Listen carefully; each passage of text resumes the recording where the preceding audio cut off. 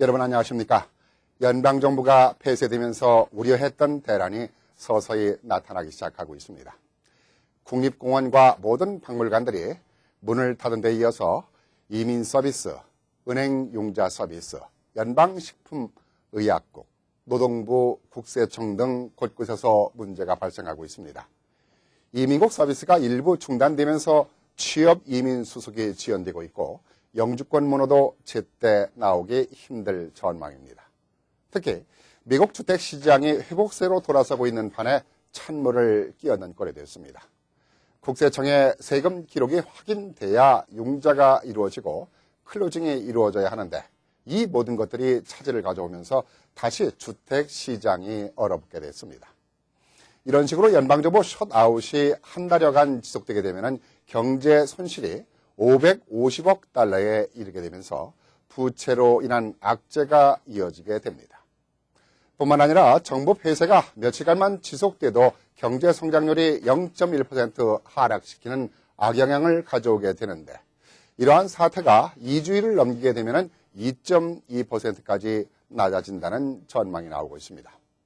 그렇지 않아도 미국의 경제가 침체돼서 어려움을 겪고 있는 마당에 이런 사태가 발생하고 있으니 서민들에게는 이래저래 어려움에 직면할 것으로 보입니다. 현재 16조 7천억 달러 채무 상한 일자가 오는 17일인데 이날까지 국가 채무 상한 조정에 합의가 이루어지지 않는다면 지금 일어나고 있는 셧다운보다 더 큰 문제가 발생할 수 있습니다. 이에 대해서 경제 전문가들은 지난 2008년 리먼브라더스 금융 사태 때보다 더 큰 대란이 일어나게 될 것으로 전망을 하고 있습니다.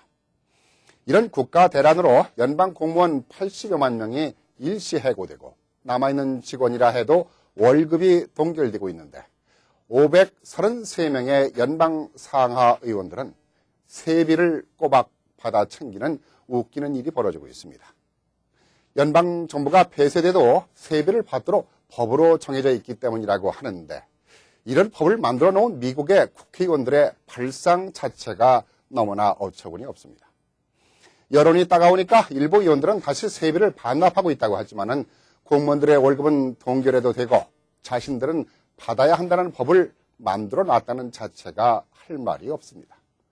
더 할 말이 없는 것은 정부 폐쇄가 시작된 다음 날인 지난 2일 백악관과 민주공화 양당 의회 지도부가 묘착을 찾는다고 회동을 했지만은 양당은 내 탓 공방만 벌이다가 끝나버렸습니다. 민주당은 오바마 케어를 지켜야 하고 공화당은 절대 양보할 수 없다며 협상을 거부한 것입니다. 정치적인 당리 당략에 국민들이 어찌 되든 상관없다는 것입니다. 국민을 볼모로 워싱턴 정가에 꼴 사나운 정치 게임이 국민들만 골병을 들고 있는 것입니다. 미국이 민주정치의 선진국이라고 하는 말은 모두가 거짓말이었습니다. 감사합니다.